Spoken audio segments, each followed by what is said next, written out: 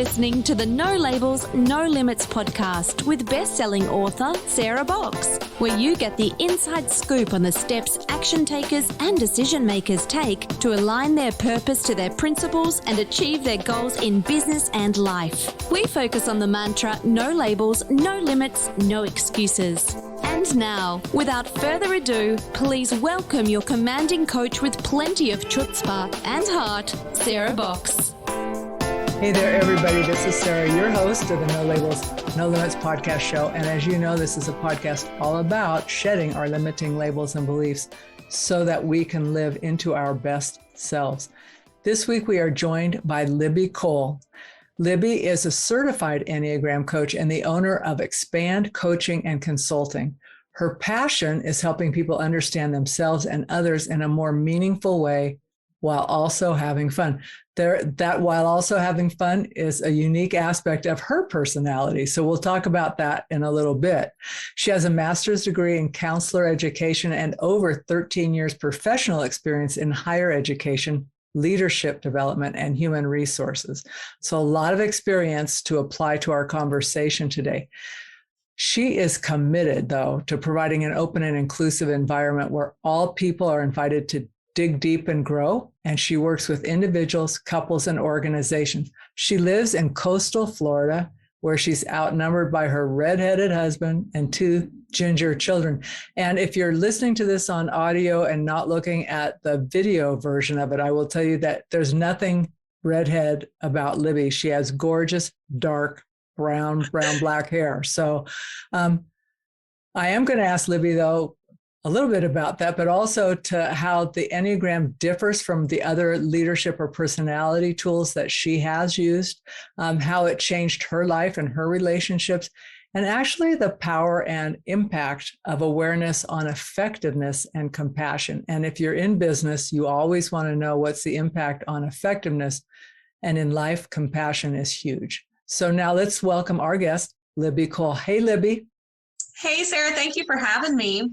It's fun to have you on the show. I'm glad that we finally got to get together on this. I'm interested.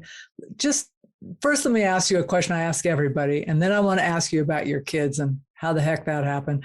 But is there something that you do every day that really helps you stay focused on your own goals and your purpose and calling? I am an avid meditator, which is something that came into my life many years ago, but it could be, using an app. I have a couple apps that I really like, or even just spending some quiet time kind of connecting with myself. But I don't do it every single day. I need to. But when I do that and I connect more mentally, it helps me to have a more productive and effective day. So you've got a redheaded husband and 2 ginger kids, huh? So I'm guessing the red gene is dominant? No, the redheaded gene is actually recessive, but apparently my husband's genes are just strong because I have all the dominant features, right? The dark eyes, the dark hair. And I mean, my kids even got his hitchhiker thumb. They got his attached earlobes. They got his red hair. It is just inexplicable. I thought for sure at least one of them would have my dark hair, but alas. How old are they? They are 5 and 8. Oh, there's still time for them to change a little bit, but some of that stuff's pretty deep. It is bright, fiery red, and it's beautiful. My daughter even has the curls. I mean, I'm so jealous of it, but they did not get it from me. That is hilarious. I know my husband's family, even like a few generations out, I can look, I'm thinking, oh man, your mom, she threw her genes liberally throughout this family, right? You just look at the shape of the head, and I'm going, you guys are all related. Anyway, that's pretty cool. So let's talk a little bit about, you had this 13 years in higher education. What tools did you use typically, either in your HR experience or in your, leadership development? What were the more common tools that you used, and why did you select them initially? So I have used pretty much all of them. I mean, if you name it, we used it. But I was a really big fan of True Colors because of its simplicity. I used that a lot if I just needed to do a quick workshop with students or with staff. But I also use Strengths Finder. I use DISC. We use the Birkin Team Method. I mean, just running the gamut. And I think those all are effective in their own right, but most of them tell you how you show up. And that was one of the big pieces of why I went all in on the Enneagram when I did, is because the Enneagram is that why you're doing what you're doing, not how you're showing up, but the motivations behind it. And that's what I felt was more effective in the long run. So talk to me a little bit about when you encountered the Enneagram. What was the situation? Were you researching that? Were you at a workshop? How did it come into your life? Right? I was actually Googling new things to do with my students because I had kind of exhausted all of these other options and I had worked with all of these other tools and I was ready for something new and fresh. And so I was just kind of looking for new leadership, new personality. And I found the Enneagram, which is funny because it's not new. Right? Like no, the Enneagram is not new. Old. But it was new to me at the time. And so I started, looking into it and working on it. And it first touched me personally. When I really started digging into it and learning about myself. I am a type 8 and I have that strong 7 wing, which is where the fun part comes in, right? But it just helped me to make sense of my entire career and things that had happened and why I had shown up the way I had, but why I had been treated the way I had also. And so it first was a personal transformation for me. Can you give an example? I think it's helpful for folks who may not know their number, but I believe, especially like 8 women, Libby, I think they may resonate with your experience and go, oh my gosh, that helps, right? So would you be willing to share some of what you learned? Absolutely. So probably my whole life, I've gotten the message that I'm too much. Like I'm too loud, I'm too powerful, I'm too defiant. And early in my career as a young professional, I received that message again, like just sit down, just be quiet, just go along with it, just maintain the status quo. And that is so against my nature that I literally cannot do it. But it was really damaging to me when I got that message from someone I considered to be a mentor. And so I continued to hear that message.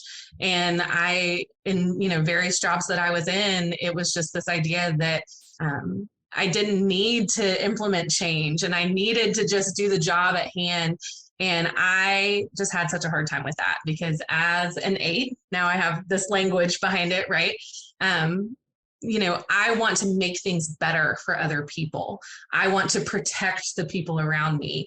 I want to have control of the situation. So doing something the way someone else did it doesn't resonate with me. So on varying levels, it just all made it make sense. And I always say that the Enneagram kind of gave me permission that I didn't even know that I needed to step into myself. So when you talk about, shedding those limiting labels, that speaks to me so much because the label that I received was that I was too much.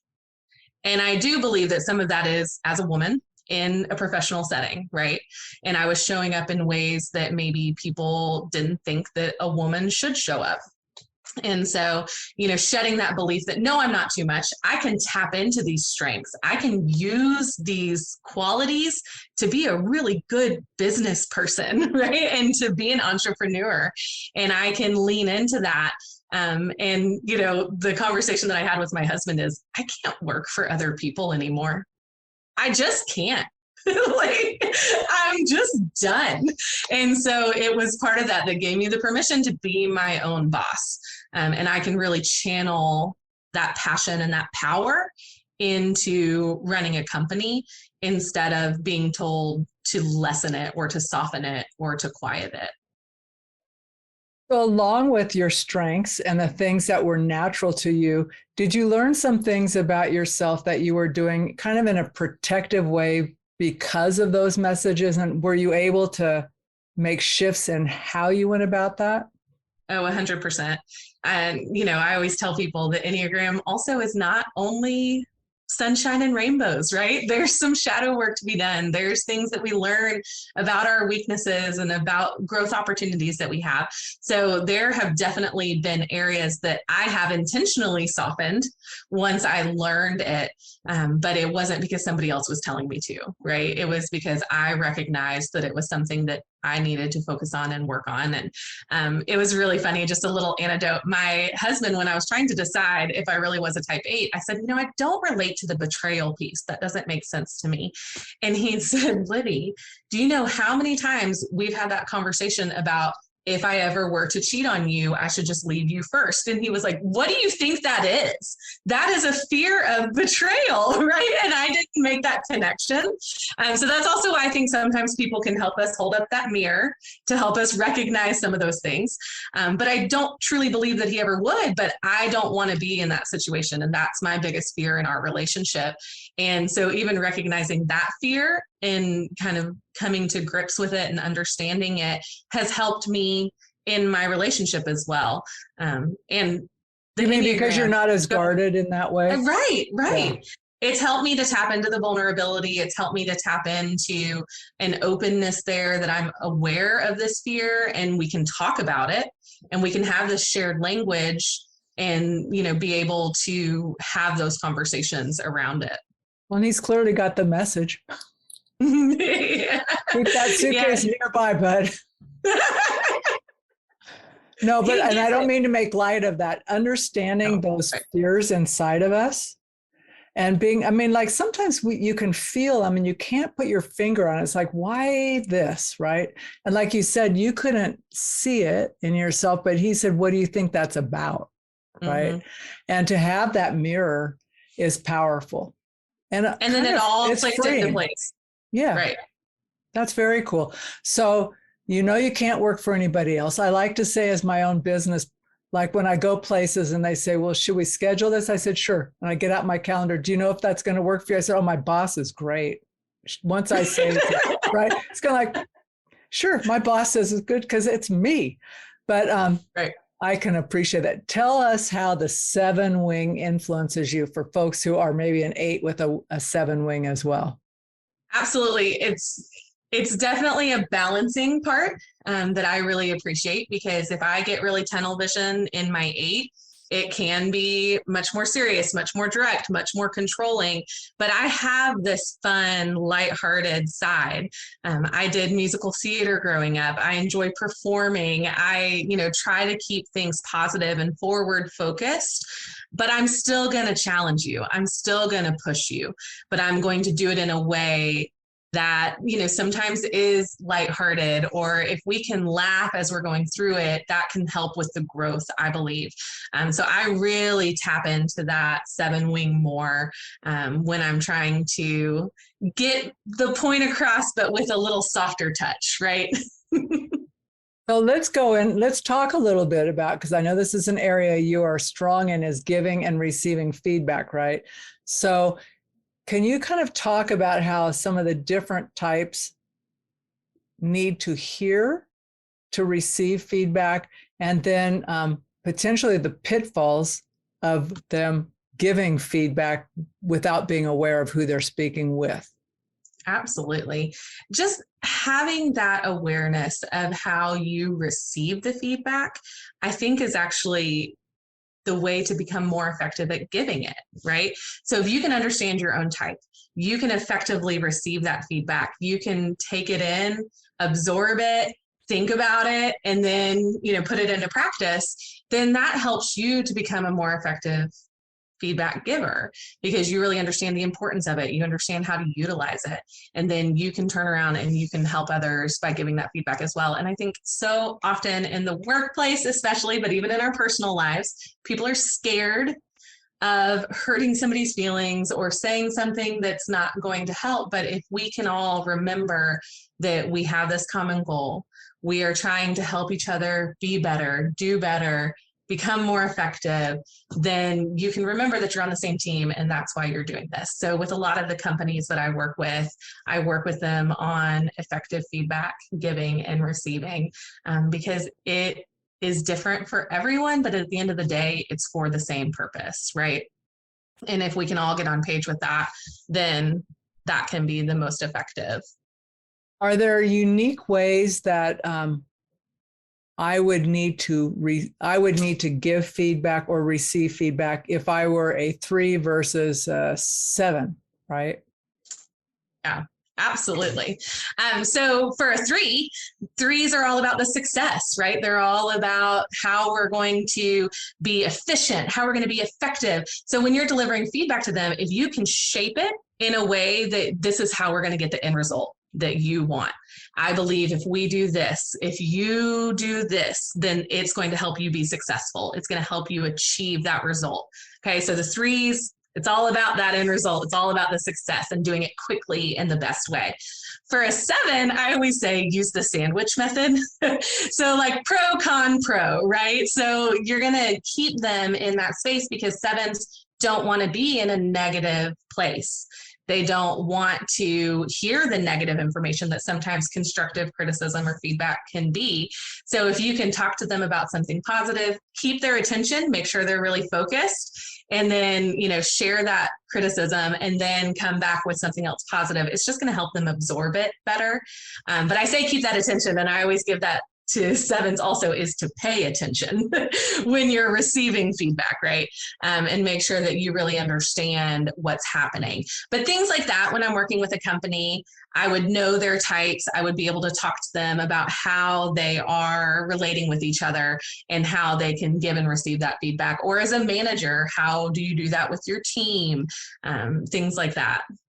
So let's envision that I've hired you to work with my company, which right now is small, and will stay small. But let's say I'm coming to you with a company and I've got 2 major teams operating of about 8 to 10 people each. How would you support me in my goal to build our team strength and, all of it so we can be a better functioning team and actually really love and do work that matters in the world? Right? I always talk first about what are your pain points? What are the specific things that you need? So I cater everything individually to the groups that I'm working with. So I would always find out, is there something that you really need to work on that we need to talk about? I was brought into a company one time that they had one specific person that they really wanted me to work on, and they were upfront with me about that, right? But if not, a lot of companies just want to talk about communication. How can we enhance our communication? They want to talk about how we can, handle conflict when it comes up. What does that look like? So I have some of my kind of canned presentations that go along with a lot of needs. But I really want to hear what it is that you need and what's specific to your company. As far as having 2 separate teams like that, I've worked with groups where I've kept them separate before, or I really like to bring everyone together, because if we can spend that time together getting to know one another, you may learn things that you never knew, even if you've worked with that person for a decade. Right. I've seen those light bulbs go off, and I love when the light bulbs go off, when people look at each other and say, do you really feel that way?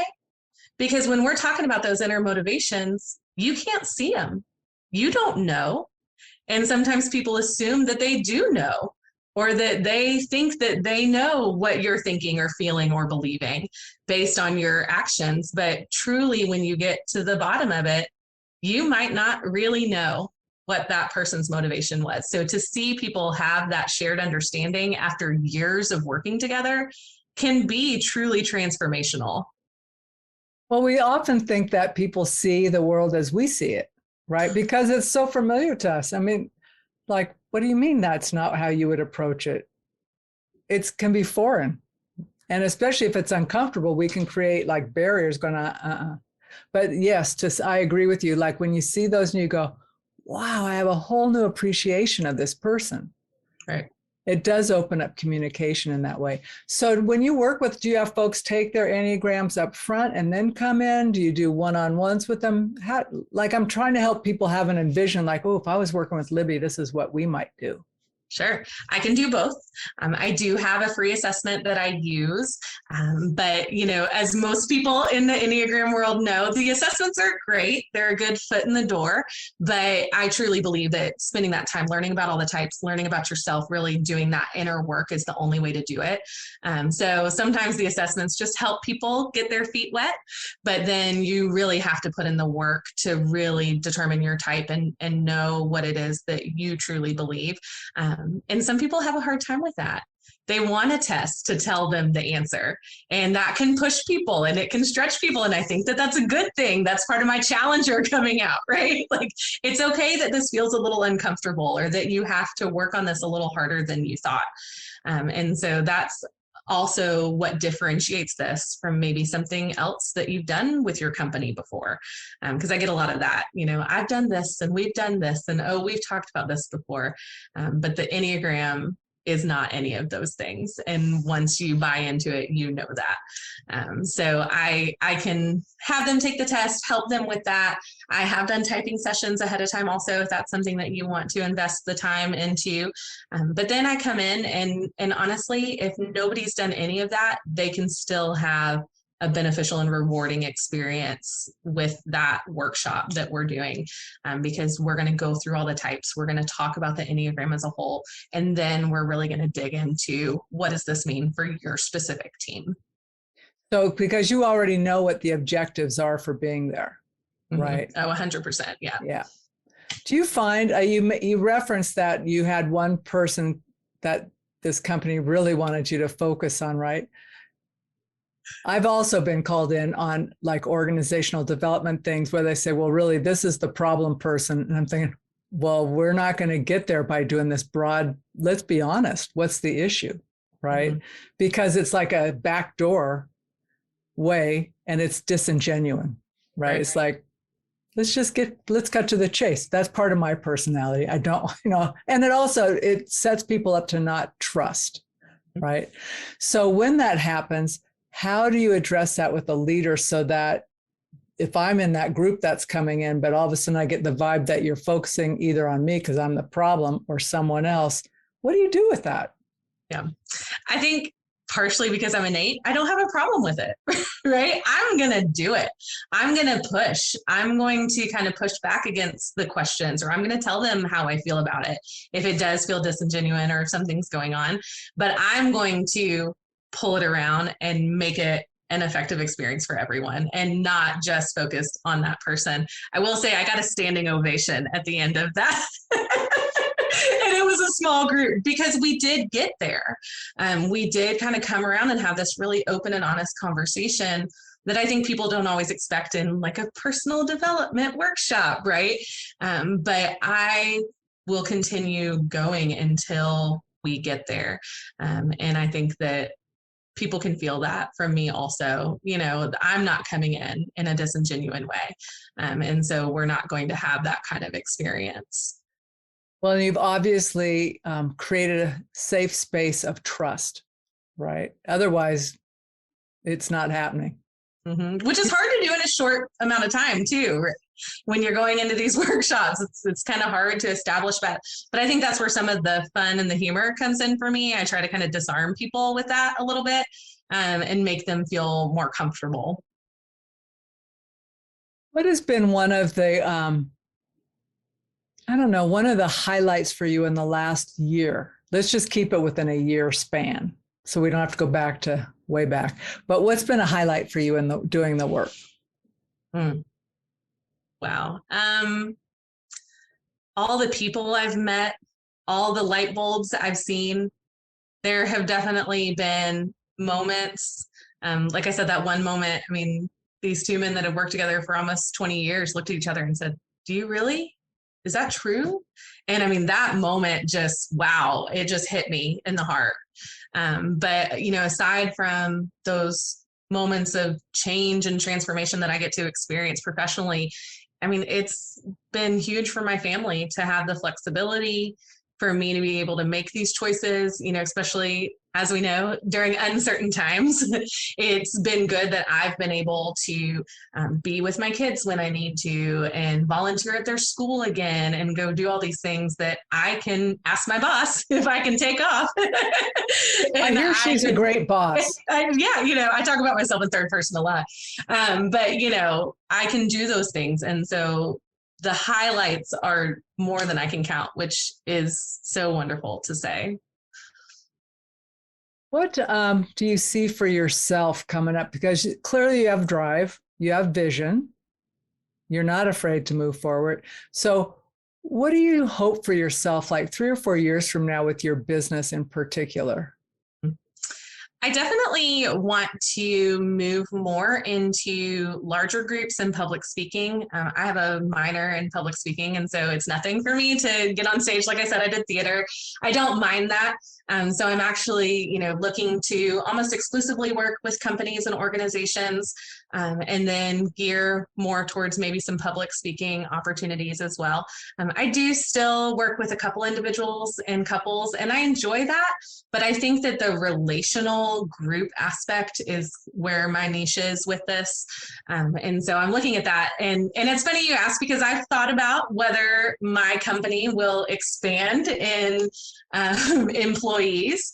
But honestly, I don't know that I want to. Like, I'm okay with it just being me, and I like it to just be me.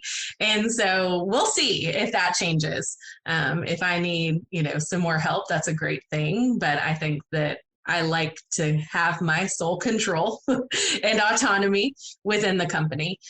So we'll see. We'll see where it takes me. I definitely am along for the ride. Well, 8s are notorious for being charge ahead, folks, blazing a trail for the rest of us. So I have no doubt that's exactly what you're going to do, but you'll get to bring some fun with it. That's right. Thank you for that. Yeah, no, it's clear by your energy and what you do. Do you have an inkling? I know your children are very young, but do you have an inkling of kind of their type shed? Or are they showing up in certain ways? Yeah, so it's interesting. My 8-year-old is the boy. And because I do this for a living now, he has gotten very into it. I mean, he even took over my Instagram for a series, and he did this whole series of reels about how different Enneagram types play video games, because that's his world, right? Like that's what he understands. But it's actually wonderful. So he has typed himself as a 1. After learning about all the types. And that changed the way I parented him. I still, I have some convictions as a type 8 as a parent, because some of the words that come up as a type 8 parent are not lovely words, like domineering, controlling, aggressive, some of those words that are true sometimes. But learning that he identified as a 1 helped me to know that I didn't need to be as critical of him, because he was critical enough of himself. And we actually had like a preschool teacher tell us that he had really high standards for himself, and that all just started to make sense, right? So I know that he has that inner critic. I know that he likes the rules. And so it just changed how I parent him. My 5-year-old, she's still a little young. She hasn't super gotten into it. He says she's a 7. I think that's just because she's 5, right? Like, she's fun, she's enthusiastic, and that could be very true. She likes to go. She likes to, engage in things. He's more of a homebody. So I could definitely see that being true. She likes to challenge me sometimes. So who knows? She might be an 8 too. Be interesting in your house. Yeah, right. I call her karmic retribution for anything that I've done, right? Because she's got that personality, which I try to remember not to, crush out of her, right? Like, those are leadership skills. Those are things that are going to serve her well. So I try not to take that away from her, but it makes it hard when we're just trying to get out the door in the morning. But yeah, they both really love it. They're interested in it. And that's been really fun as a family. But anyone in my sphere of influence, Sarah, knows their Enneagram type. We talk about it all the time. It's like, it just has to be part of the conversation. Well, where's your husband in all of this? So he's a 3. And he is a nurse practitioner, and it definitely made everything make sense for our relationship as well. I mean, we're both driven, we're both, success oriented, but it's definitely a powerful, passionate combination.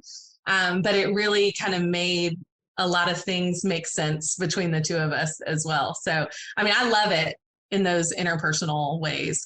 But I mean, it changed my relationship with my parents. It changed my relationship with my sister. I mean, just understanding where people are coming from can help you just have a better, more harmonious, effective communication relationship. And I think that that's where it is. I couldn't agree more. I mean, honestly, my lingo would be I take myself down a notch often, right? Because I can feel like I should do something, or someone will say, this is my trigger. Someone says, I can't figure it out. And I'm thinking, all right, I'm a 5, man. I'm going to get in there. I'm going to get the information. We're going to get this handled. And that wasn't it, but that also stresses me out because I have a plan. And that wasn't anywhere in my plan. Now I don't have the time, blah, blah, blah, all the chatter. But then I thought, did anywhere in there, did that person ask me for help? No. Then don't offer, right? So honestly, I have to have these internal conversations with myself because I'm the one who gets my tail in a spin, right? It's me. So when I first started saying, well, that's interesting. Do you need any help? Are you asking for? No, I was just sharing. I'm going, good to know, right? But honestly, if without knowing those things, I just figure, I can't believe you've interrupted me. I'm in the middle of something, like you get all this garbage going in your head. So I love that you can approach this with humor and fun. You're right. There are the shadow sides. Those aren't my most proud moments, especially when it's anything negative. It impacts my family negatively, right? Mm-hmm. But also you see more grace, like you were talking about your sister. I just look at both of my sisters and so much more appreciation. They're very different from me. There are things I admire about them because they're strong in them, right? Mm-hmm. And I can recognize why the things that annoy me, but it's really about me, not them. Take ownership of it and then move on. Let her go. But I think about that like in a family environment, but also at work when we can have that same grace for other people and go, you know what? It just bugs me when that person does that. But honestly, we're working towards the same goals. They weren't being rude. It wasn't, blah, blah, blah. And I could actually have a conversation with them about it, right? Without triggering them. So to all of your communication and team building effort, it's all possible. Absolutely. And I always say it just gives us a shared language. Yeah. If you can even say, look, my Enneagram 8 is really loud right now, and the other person can understand what that means, then it can just be this vocabulary that you can use together that you didn't have before. Yeah. And my mom's a 5, and like my sisters even called me before and been like, can you explain this to me? And then we can use this conversation to really understand where is that person coming from? Why is this happening? And then have that grace and patience with them. And it makes all the difference. It does make all the difference. I know I've spoken with other folks that in retrospectively looking back at places where I got hung up, I'm going, that was just me protecting myself. And, like they say, when little kids are like, they're having a temper tantrum, use your words, right? And I joke about this. I have those conversations with myself. Sarah, don't get pissy. Use your words. Express yourself, right? And I laugh because sometimes it's painful. So it's better to laugh. But right. And even having all this information, we don't always get it right all the time. I mean, I don't sit here and, self-regulate perfectly and parent perfectly and lead all this. It's a journey for everyone. And I think that being able to admit that and share that with people as well can help, as long as we're trying though, as long as you're putting that intention behind it. I mean, I'll always use the word intention when I'm working with people, because it's all about being intentional and choosing and, taking control of yourself and your emotions and motivations. And so if you can do that, then at least you're taking those steps. Yeah. You're taking ownership of what happens. And the other thing is our lives aren't static. So I could have a really smooth sailing day one day and the next day go, cool, I'm having another one. And guess what? It doesn't happen that way. So you do have to regulate up, down. So, hey, Libby, if you were going to look back and talk to the Libby who was 8, so your son's age. Mm-hmm. What advice would you give her about the path ahead for her and her really great 8-ness? So my parents tell a story that I just woke up one day when I was about 8 and decided that I just wasn't going to go along with it anymore. And I'm the youngest of 3. And I was really easygoing up until then. And I just woke up one day and I was like, you know what? I'm done. I'm not going along with what everybody else wants anymore. So I would say to that person, good for you for doing that, for stepping into that. I would say, don't quiet yourself. Don't soften yourself. Don't try to become something different for society or for the family or for your world, because one day you're going to be a wonderful businesswoman and boss because of all of these things that you have at your disposal, and you can lean into that and you can use it to build the life that you want instead of going along with everyone else. So I did it and it is wonderful. So with that, listeners, if you want to reach out to Libby, I'm going to have her talk about the best places to reach out to her, but you can feel from her compassion, her knowledge, her grace.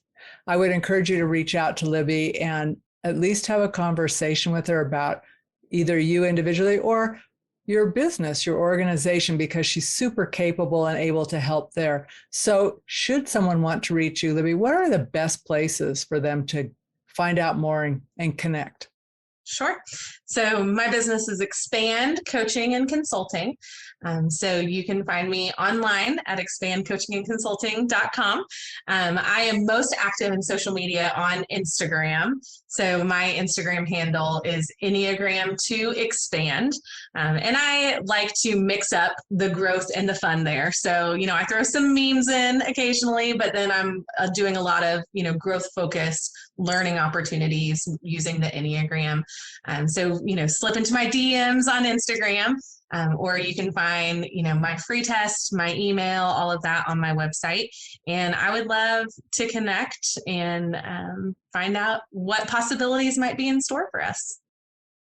Well, I want to thank you for being a great guest on the No Labels, No Limits podcast today, Libby. And I definitely hope our paths cross again soon.